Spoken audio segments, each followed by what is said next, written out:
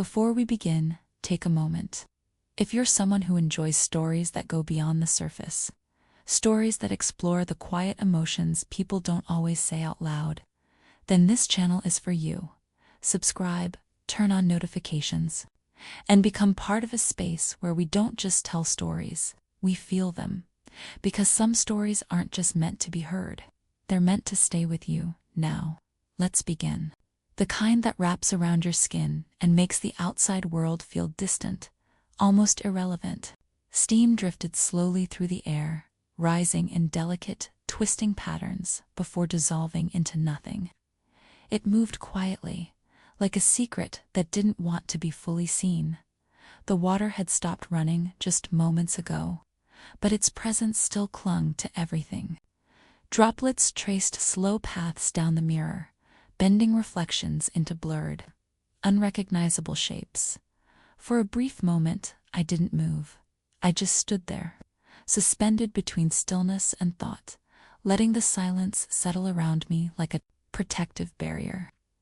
After a long, exhausting day, this small pocket of quiet felt like the only place where nothing was expected from me.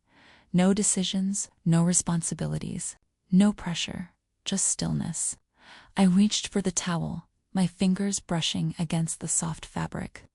But before I could lift it, a knock. Soft, careful, the kind of knock that carries hesitation within it, as if the person on the other side is already unsure whether they should be there at all. I froze. Ma. His voice came through the door, low and controlled. Too controlled, something about it made my chest tighten slightly. I pulled the towel around my shoulders, securing it instinctively, as if preparing myself for something I couldn't yet define.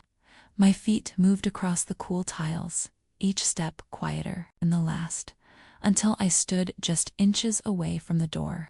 Yes, I replied. Nothing, just silence. Long enough to make me wonder if he had changed his mind. If whatever brought him here had suddenly felt too heavy to say out loud. Then can I talk to you about something? There was a shift in his voice now, a faint crack in the steadiness, not obvious, but enough. It's about school. The words were simple, casual even, but the way he said them, it felt rehearsed. Like he had practiced that sentence over and over before finally gathering the courage to knock. I opened the door slightly.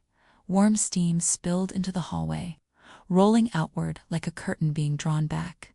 And there he was, standing still, quiet.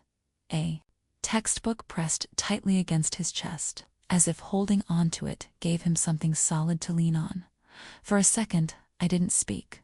I just looked at him, because somehow, in that moment, he didn't look like my little boy anymore. He had changed. Not suddenly, not in a way that shocks you all at once, but in the kind of slow, quiet way that you don't fully notice, until one day it's undeniable. He was taller now, his shoulders broader, the softness that once defined his face had been replaced with sharper lines, more structure, more weight. Even his eyes looked different, deeper somehow, carrying something that hadn't been there before. There were faint shadows beneath them too, the kind that doesn't come from one bad night, but from many. Medical school had done that. It doesn't just teach you knowledge, it takes something from you as well. My son is in his final year. I thought quietly. Soon he would walk the same hospital corridors I once did.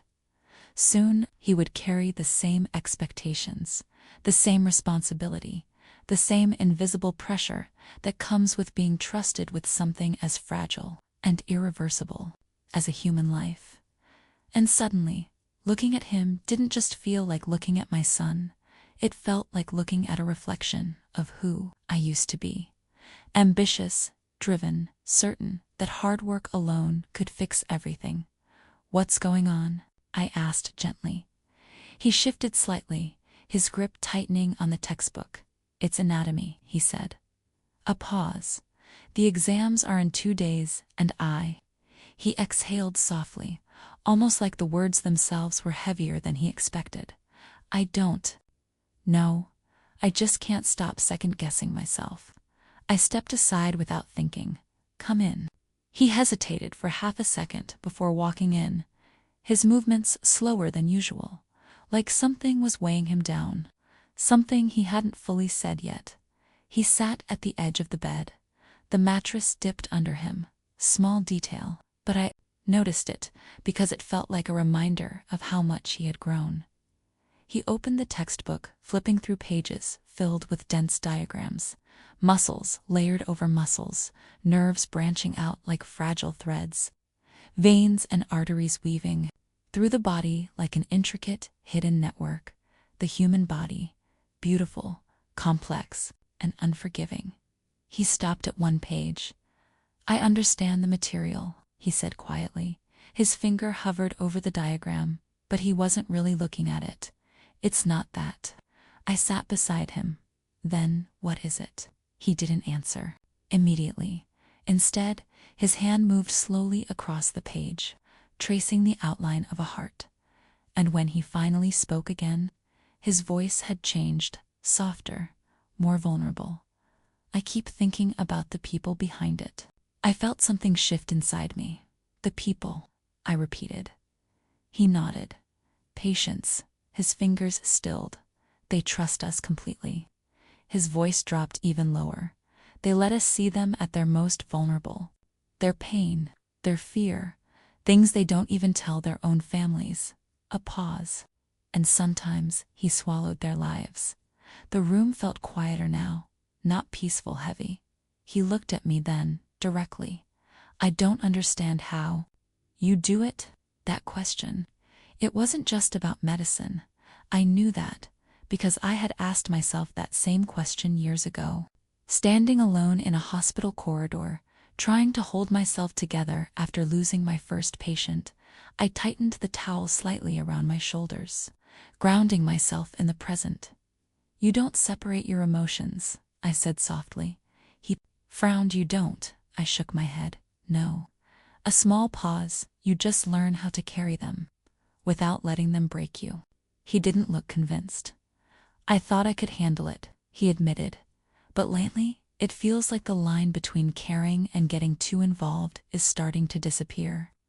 And there it was, the real fear. Not failure, not exams, but losing control over how much he felt. I forced a small, understanding smile. "That line gets blurry for everyone," I said. "In fact, if it didn't, I'd be more worried." He looked at me, confused. "Why?" "Because it means you still care." "A beat," I continued. "You do have to learn where your boundaries are, otherwise, it can consume you." He nodded slowly. Then he said something that stayed with me long after that moment ended. "I trust you the most with stuff like this." My chest tightened. "You always help me make sense of things." Trust. Such a simple word, but so heavy. Because trust isn't just something you receive, it's something you carry. And sometimes, it becomes more than you're prepared for. After he left the room, the silence returned, but it wasn't the same. The steam had faded, the warmth had disappeared, and in its place, there was something else, something heavier, because trust, as beautiful as it is, can also be dangerous. Especially when two people begin leaning on each other more than they should. The house felt different after that conversation, not in a way that could be easily explained, but in a way that could be felt. A quiet shift, something subtle, but irreversible. That night, I lay in bed staring at the ceiling, listening to the faint hum of silence that had become so familiar over the years. The empty side beside me remained untouched, just like it had been for countless nights before. My husband was somewhere across the world again. Another city, another hotel. Another excuse that had long stopped needing explanation. At first, I used to count the days until he came back. Then, I started counting the days he stayed. Eventually, I stopped counting altogether, because numbers don't matter when absence becomes routine. But loneliness always finds a way to be counted, and somehow, without realizing it, that loneliness had started reshaping the space inside this house. Inside me, inside him, my son. It didn't happen all at once. There was no single moment where something changed. Instead, it crept in slowly, like a shadow stretching quietly across the floor, inch by inch, unnoticed until it covered everything. He began sitting with me more often, not just for help with studies, but for conversations, long ones about life, about pressure, about expectations, about fear, and sometimes about nothing at all, just silence shared between two people who didn't feel as alone when the other was near. At first, it felt natural, comforting even. We were just filling space, a mother and her son, finding connection in the absence of someone else. The way the mind does, it only understands closeness. And over time, closeness can blur into something complicated. That week passed in a strange rhythm. He became quieter, not distant, but different, more careful with his words, more aware of something neither of us had fully acknowledged yet. I told myself it was stress, exams, fatigue. That's what made sense. That's what was safe to believe, until Friday. I was at the clinic, reviewing patient schedules, when I saw his name. For a moment, I thought it was a mistake. Then I checked again. No, it was intentional. He had booked an appointment with me, formally, professionally. I almost smiled at the absurdity of it, but something in my chest tightened instead, because deep down, I knew this wasn't about studies. When he walked into my office later that day, everything became clear. He didn't look like a student seeking academic help. He looked like someone carrying something heavy, something unresolved. "I need your advice," he said. Then he hesitated, but not as my mother. A pause as a doctor. Something about that distinction. It created distance where there hadn't been any before, and yet, it also made things feel more serious. "All right," I said calmly. He began explaining a patient case from his clinical rotation. Complicated, unpredictable, the kind of case that doesn't follow textbook rules. Despite the efforts of the team, things hadn't gone well. But as he spoke, I realized the medical details weren't the real issue. It was what came after. "I keep thinking about it," he admitted, over and over. His fingers pressed lightly against his forehead, wondering if I missed something, if I could have done something differently. His voice dropped. "I know I'm just a student. I know it wasn't my responsibility. But it doesn't feel that way." And just like that, I wasn't in my office anymore. I was 20 years in the past, standing in a hospital. Hallway, bright fluorescent lights overhead, the sound of machines in the distance, and the overwhelming weight of my first loss as a doctor. I remembered that feeling, that suffocating mix of guilt and helplessness, the moment you realize that knowledge, effort, intention, none of it guarantees an outcome, and that sometimes you lose. I didn't just see my son. I saw someone standing at the exact same emotional crossroads I once stood at. "You didn't fail," I said quietly. He didn't respond, because this wasn't about logic.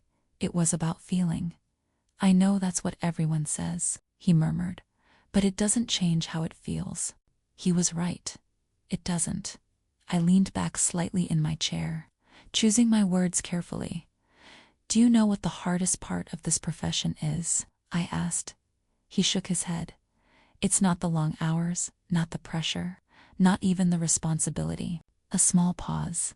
"It's accepting that you can do everything right and still lose someone." The words settled heavily between us. "Medicine isn't about control," I continued. "It's about effort, within limits. And those limits," I exhaled softly, "they don't always feel fair." He sat quietly, absorbing it. "But how do you live with that?" He asked that question again.